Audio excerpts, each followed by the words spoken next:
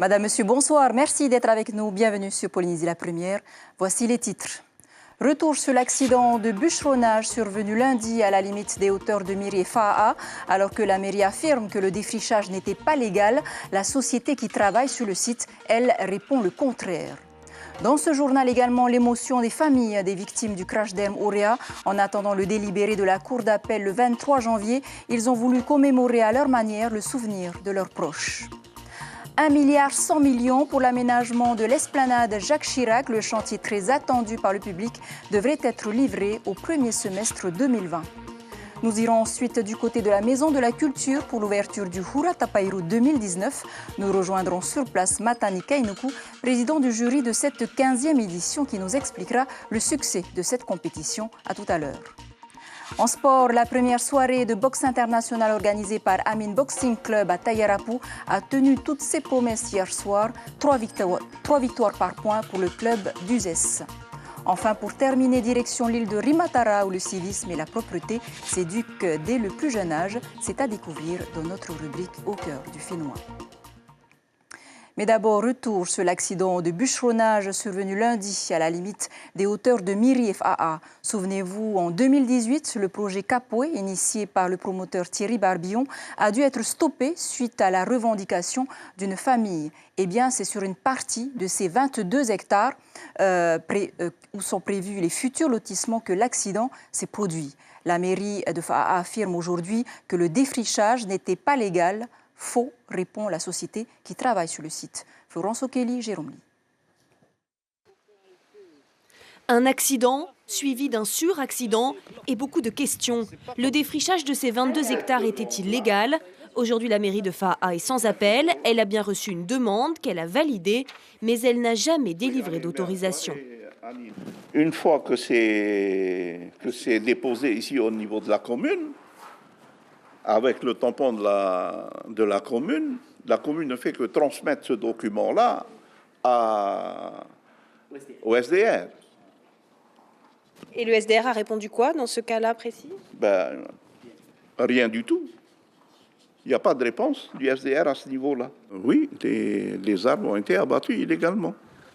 Faux, répond la société Capoe de Thierry Barbillon, propriétaire des terrains, qui affirme être en règle.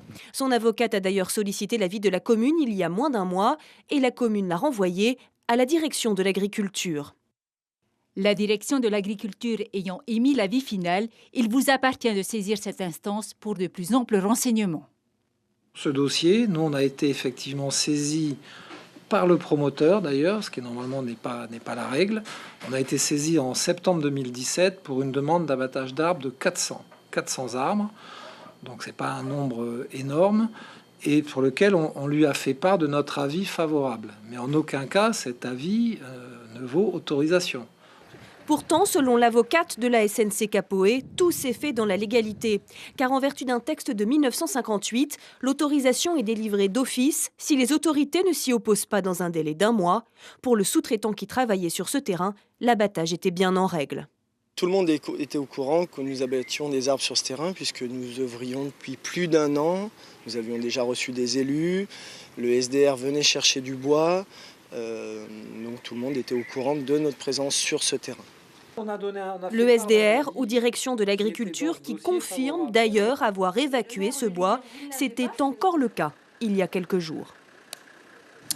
Voilà, et sachez également qu'à la base, la commune avait émis une réserve donc sur le projet Capoe. Ils n'ont pas encore fait leur deuil. Les familles des victimes du crash d'Erm Auréa, réunies à l'occasion du dur procès qui s'est terminé en appel hier, ont souhaité commémorer à leur manière le souvenir de leurs proches. Je ne suis pas vraiment soulagée parce que je sais que ce n'est pas fini, je le sens, dira l'une des mamans qui a perdu son fils. Des familles toujours meurtries. David Coinon, Marcel Bonon. Cela fait 12 ans qu'ils jettent des couronnes à la mer. Mais celle-là a un goût d'inachevé. Après 3 semaines de procès, les familles des victimes attendaient un mot qui n'est jamais venu. Qu'ils disent au moins qu'ils regrettent le truc. Non, il n'y a pas un mot gentil dedans. Ils sont tous là à dire non, c'est pas ça. Au moins qu'ils reconnaissent leur tort. 12 ans d'attente, un deuxième procès et beaucoup de questions restées sans réponse. Pour les familles, la culpabilité des prévenus ne fait aucun doute, mais leur attitude les a beaucoup blessés. Ils se sentent tous innocents, c'est toujours l'autre. C'est pas eux, c'est l'autre. Mon sentiment, c'est que mon fils, il a perdu la vie à cause d'incapables. De la colère, voilà, ça c'est mon sentiment, vraiment de la colère profonde sur ce qu'on vient de vivre, à savoir qu'ils nous ont fait revivre exactement la même chose que l'an dernier, des mêmes écritures, des mêmes paroles, du non-respect à notre égard, ça c'est quelque chose que je retiendrai. Merci de vous être déplacés pour suivre le procès. Je crois que c'était important de montrer que nous étions extrêmement unis. Pendant ces 3 semaines d'audience, le comportement très digne des familles a été salué par les observateurs. Mais leurs mots aujourd'hui sont à la hauteur d'une déception unanime. Ils sont dans leur monde, dans leur bulle. On l'a bien vu, ils vivent en vase clos. Quand un prévenu interrogé à qui on pose la question sur est-ce qu'il changerait le câble aujourd'hui, il répond après toutes ces histoires. Monsieur, nous ne sommes pas à des histoires, il y a 20 morts. Non, ils sont restés en vase clos et ils ne sont pas remis en question. C'est ça qui est triste. J'espère que les pratiques ont évolué. C'est à espérer. En attendant, les familles restent avec leurs déceptions, leurs souvenirs et leurs regrets. À cause de cet accident, je n'ai jamais connu mon grand-père et j'ai appris à le connaître qu'en photo. Il te manque aujourd'hui ? Oui. Un manque qu'aucune condamnation ne remplacera jamais. Seul le temps fera son œuvre. Voilà, et le délibéré de l'affaire est attendu le 23 janvier prochain. Et puis le soulagement pour les sociétés Jurion Protection et Tahiti Vigile, pointé du doigt par l'autorité polynésienne de la concurrence dans le marché du gardiennage du site appartenant à la Défense en Polynésie. Le nouveau collège de l'APC a finalement décidé aujourd'hui qu'il n'y avait pas lieu de poursuivre la procédure sur la suspicion d'entente entre les deux entreprises. Je vous le disais en préambule, l'embellissement du front de mer, l'un des grands chantiers du pays dans la capitale.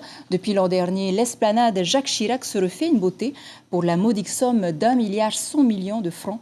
À ce prix, l'esplanade, qui sera ouverte au public en 2020, proposera un espace de loisirs et de restauration 7 jours sur 7. Le point sur l'avancée des travaux avec Caroline Fari et Patita Savia. Ils apparaissent depuis peu derrière les murs de tôle, les bâtiments qui abriteront les restaurants de l'esplanade. Un espace de loisirs en continuité de la promenade Paufai et de la marina, futur lieu de vie plutôt bien accueilli par les habitués du front de mer. Intéressant déjà, ça fait toujours des nouveaux restaurants disponibles sur propriété et j'attends peu de voir la suite. Le style, je ne peux pas te dire parce que je ne suis pas rentré dedans, voilà. Mais après la rame, ça peut être bien de manger. Justement, après la rame, ça fait du bien. Je passais plusieurs fois en bateau devant, je trouve ça super joli. En plus, mes parents sont architectes, donc ils me disent un peu ce qui se passe. Ça a l'air d'être prometteur, je pense. Les styles différents, conçus par l'architecte Alexis Nguyente, encadreront une pirogue de 20 mètres prévue au centre de l'esplanade. Sa construction fera l'objet d'une consultation. Le port autonome a déjà réceptionné les bâtiments confiés à présent aux bons soins des restaurateurs.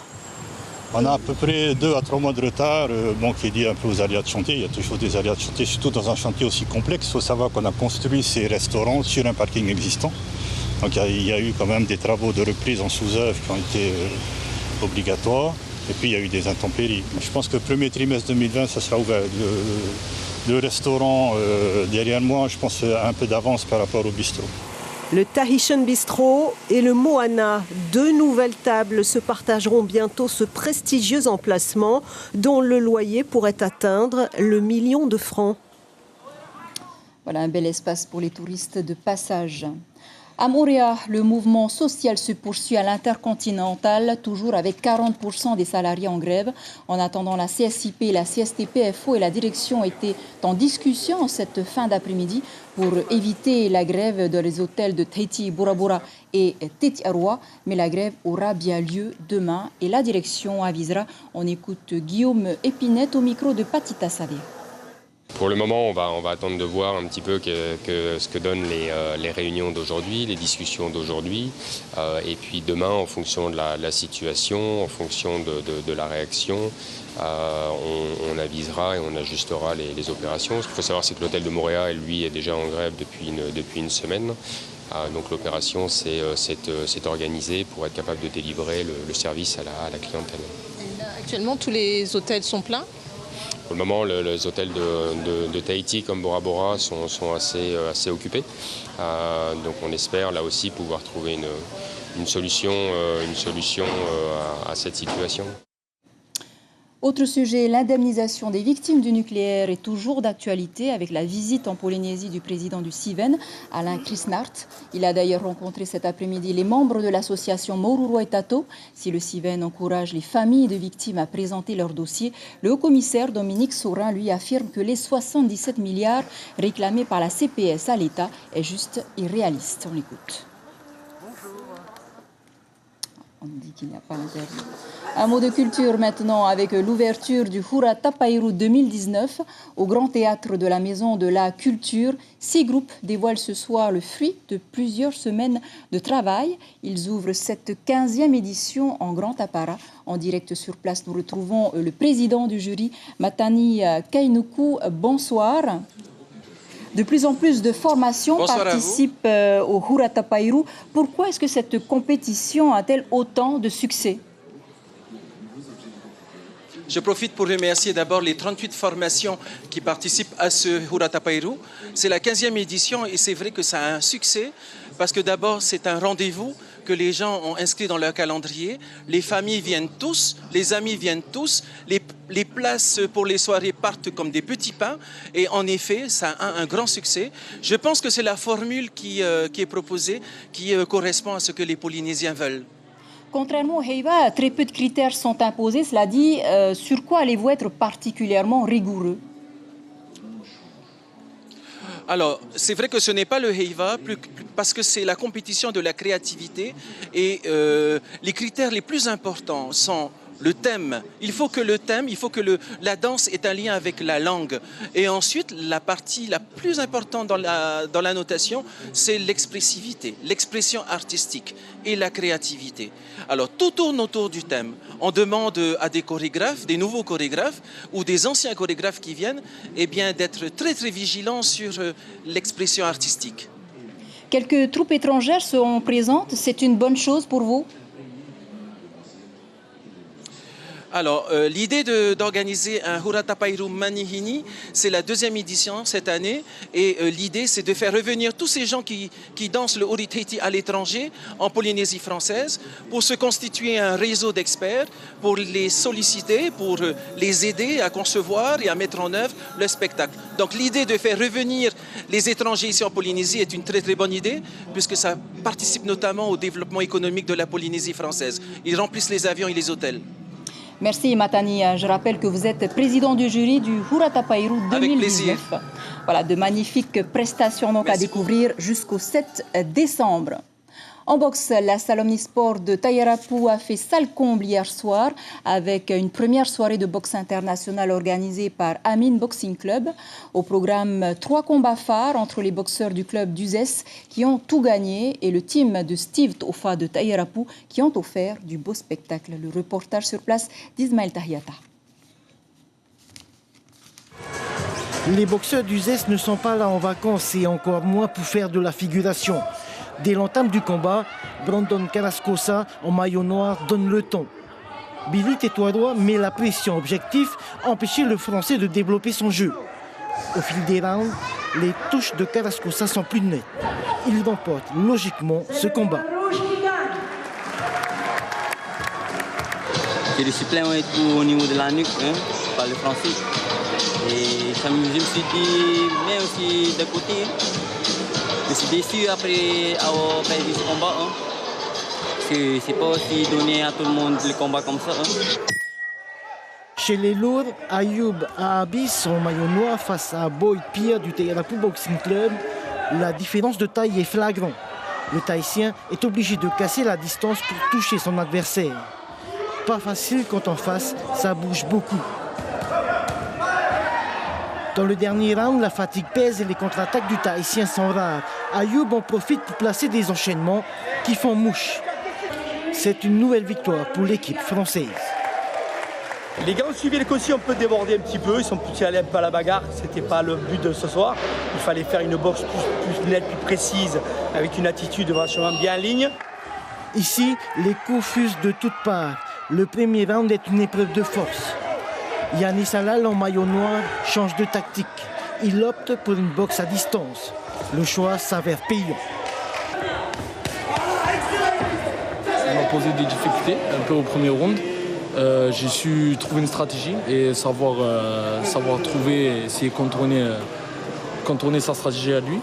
C'est ce qui m'a fait gagner le combat. Il y a aussi une différence de points qui a joué et on n'a pas voulu refuser le combat.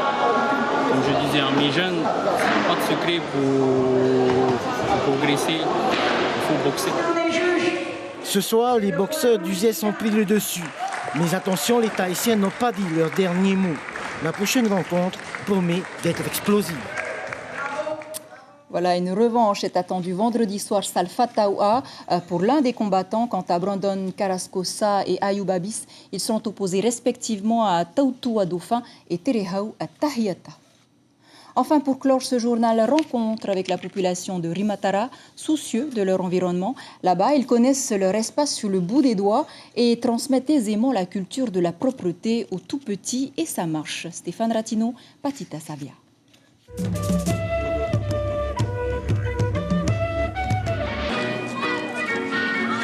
C'est l'avant-garde d'une conscience civique, une armée dont chacun est général en chef. À Rimatara, les enfants sont au front, gare aux déchets.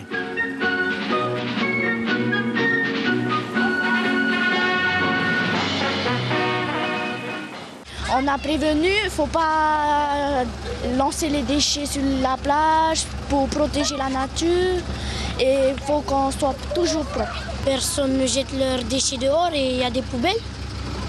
Je ratisse les feuilles, je ramasse les déchets au jardin et quand j'ai fini, je regarde la télé. Pas un papier au sol, ni dans les jardins un brin d'herbe folle. Rimatara, dans ses rues, c'est un peu la Suisse, le Pandanus en plus. Tout y est impeccable, la propreté, presque comme une évidence cachée dans l'écho de 4 syllabes, Rimatara. À cause de son nom, Rimatara, la main est faite pour travailler et pour faire propre aussi la nature. Pour travailler la main, il faut ramasser les ordures, mais au côté. À cette explication poétique s'ajoutent des actions plus prosaïques, de petits cabanons de toutes les couleurs pour le tri, et puis des initiatives individuelles. Voici Stéphanie, elle est commerçante dans l'île. Donc voilà le carton vert correspond. Devant sa boutique de simples cartons, l'idée du recyclage expliquée au plus près. Le jaune, bien sûr, ça s'efface à chaque fois avec le temps, et bien c'est le plastique. Le papier, c'est le bleu. Papier, carton, c'est le bleu. Et puis tout ce qui est déchets non recyclables, comme les barquettes, et on en trouve beaucoup des barquettes, et bien là, c'est le carton noir. C'est pédagogique avec des couleurs et puis les enfants ils viennent beaucoup au snack donc déjà eux les premiers ils savent, ils me demandent en plus, ils me demandent où on met ce papier, où on met ce déchet, donc je leur dis chaque couleur correspond à un matériau et donc de fil en aiguille, c'est eux qui disent à leurs parents, c'est eux qui disent aux autres clients qui viennent au snack. Grâce aux enfants on va réussir. Mais l'océan et ses courants sont un motif d'inquiétude, de colère. En un mois et par 2 fois, des DCP à la dérive se sont échoués sur la plage. Plus d'1 kilomètre de plastique concassé sur le sable. Les pirates de l'environnement sont à Rimatara, un vrai cauchemar. Ce sont vraiment des déchets avec les déchets plastiques accrochés sur ce dispositif. Et ça,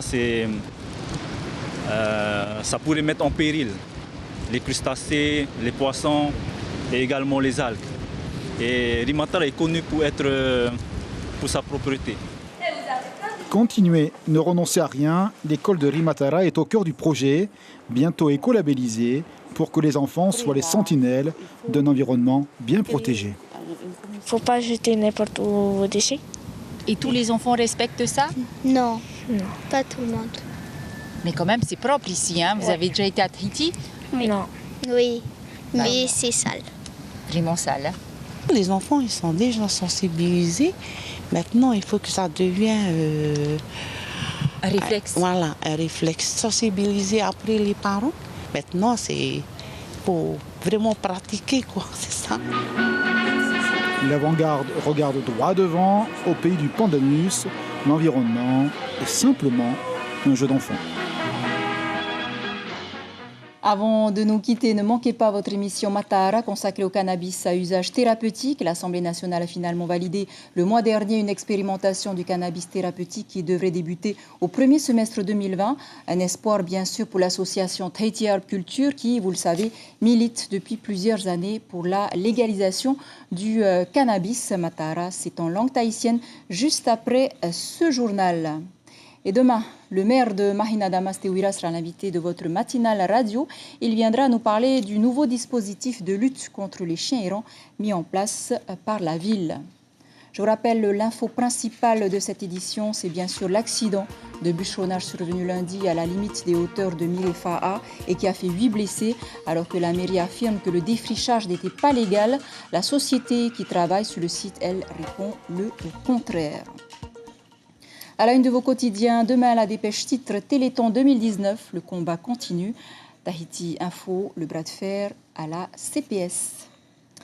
Voilà pour l'essentiel de l'actualité. Merci de nous rester fidèles. 5h30 l'info radio. À suivre votre émission Matara consacrée au cannabis thérapeutique. Très belle nuit sur la première. À demain.